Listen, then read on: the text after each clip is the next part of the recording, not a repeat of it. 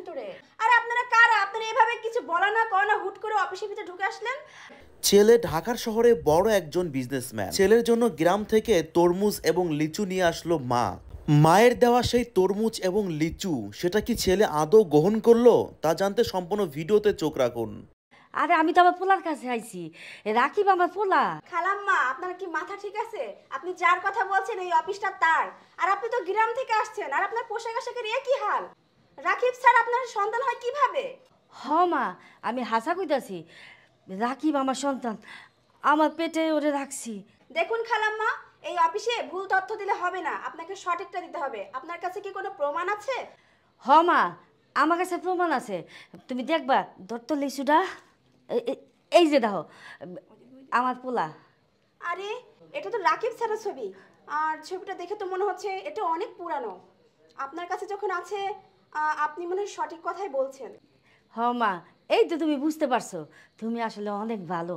আমি না গ্রাম থেকে আমার পোলার লেগে তরমুজ আর এই যে লিচু আনছি, আমার পোলাটা খাইবো, আমি চায়া চায়া দেখবো, আমার পরানটা ঠান্ডা হইব। আচ্ছা খালাম্মা, আমার সাথে চলুন। আচ্ছা চলো মা। স্যার, গ্রাম থেকে আপনার মা এসেছে।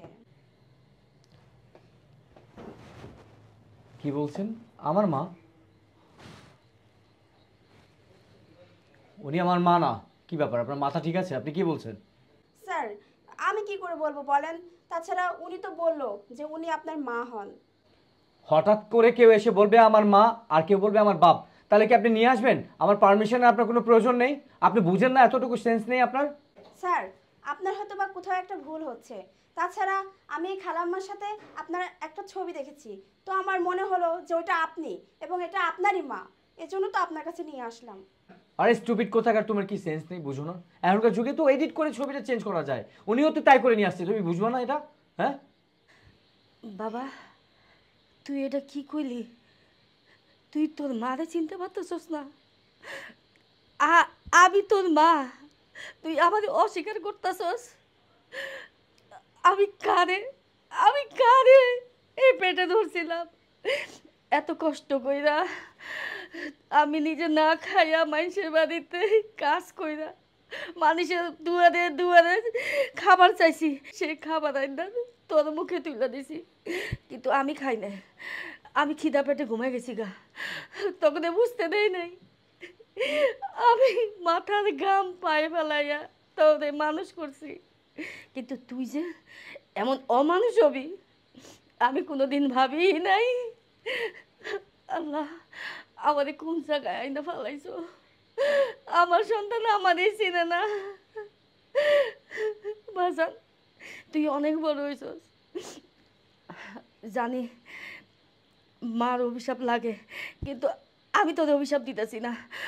আমি আল্লাহর কাছে দোয়া করি আল্লাহ যেন তোদের আরো অনেক বড় করে, অনেক বড় করে।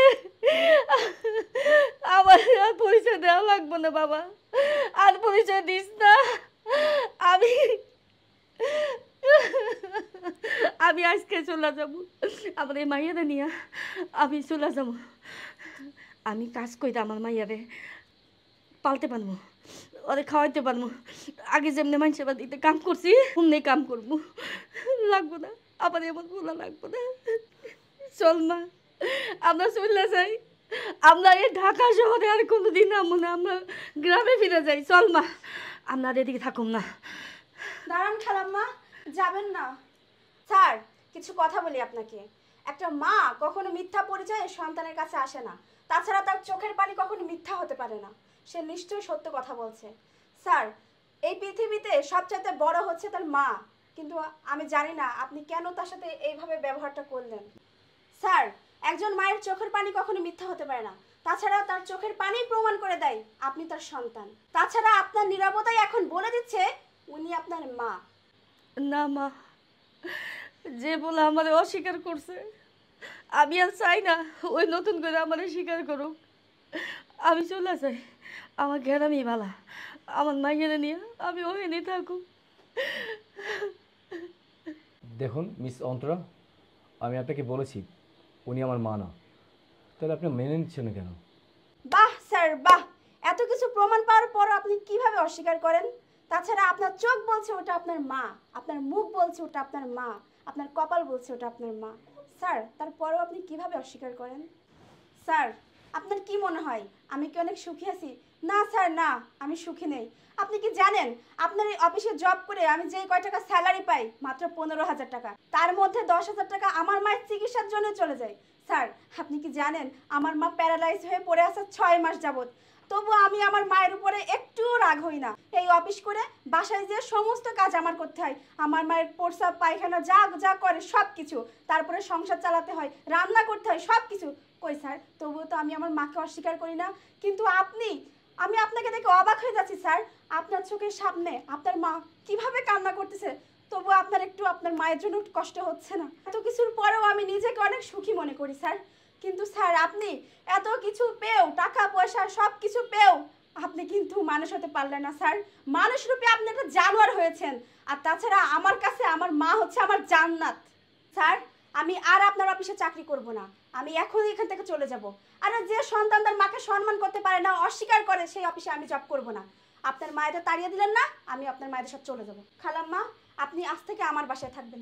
চলেন, আমার বাসায় চলেন। চলো বোন। দাঁড়াও, কোথায় যাচ্ছ? তোমাদেরকে কোথাও যেতে হবে না। আসলে তুমি আমার চোখটা খুলে দিয়েছো। আমি ভুলে গিয়েছিলাম যে আসলে আমি একজন মানুষ। আমি অমানুষ হয়ে গেছি, ঠিকই বলেছো। যে মেয়ে 15,000 টাকা স্যালারি পেয়ে নিজের মায়ের হেফাজত করে, মায়ের সব ইচ্ছা, মায়ের সব কষ্টটা নিজে দেখে, আর আমি এত বড় কোম্পানির মালিক হয়ে কী লাভ? আমি অমানুষ হয়ে গেছি, ঠিকই বলেছো। আমি আমার জান্নাতের মতো মাকে ফেলে রেখেছি, আর আমি এখন অস্বীকার করছি। আমার তো ঘৃণা হচ্ছে নিজেকে মানুষ বলতে। আর মা, আমাকে ক্ষমা করে দিও মা। আমি তোমাকে অনেক কষ্ট দিয়েছি মা। তুমি আমাকে কষ্ট করে জন্ম দিয়েছো, কিন্তু আমি আমি তোমার ছেলে হওয়ার যোগ্য না মা। তুমি কোনোদিন আমাকে ক্ষমা করবে না। আমি ক্ষমা পাওয়ার যোগ্য না মা। যদি পারো তাহলে মা তোমার পায়ে স্যান্ডেল থেকে আমাকে মারো মা, আমাকে মারো, কিন্তু ক্ষমা করবে না মা। আমি ক্ষমা পাওয়ার যোগ্য না মা, আমি ক্ষমা পাওয়ার যোগ্য না। আমাকে ক্ষমা করো না। বাবা, তোর ভুল বুঝতে পারছস। তুই আমার সেই রাকিব আবার ফিরে আইসস। আমি তোদের কেন জুতা দিয়ে পিডামু? মা কোনোদিন পোলার উপরে রাগ করে এতক্ষণ থাকতে পারে না। আমি সে কখন ভুল গেছি গা। আমার কাছে আয় আমার বাবা, আমার কাছে আয়। সত্যি মা, তুমি আমাকে ক্ষমা করে দিয়েছো? মা, তুমি আজ থেকে আমার সাথে থাকবে, আর কোথাও যেতে দেবো না। তোমার কোথাও যেতে দেবো না। আজকে থেকে আমার সাথে থাকবে মা। প্রতিটা ছেলে সন্তানের বড় হবার পেছনের বড় একটা অবদান মা বাবা। এই মা বাবাকে কেউ কখনো কষ্ট দিয়ে উপরে উঠতে পারে না, তাই কেউ কখনো মা বাবার মনে কষ্ট দিবেন না। ভিডিওটুকু ভালো লাগলে অবশ্যই শেয়ার করবেন।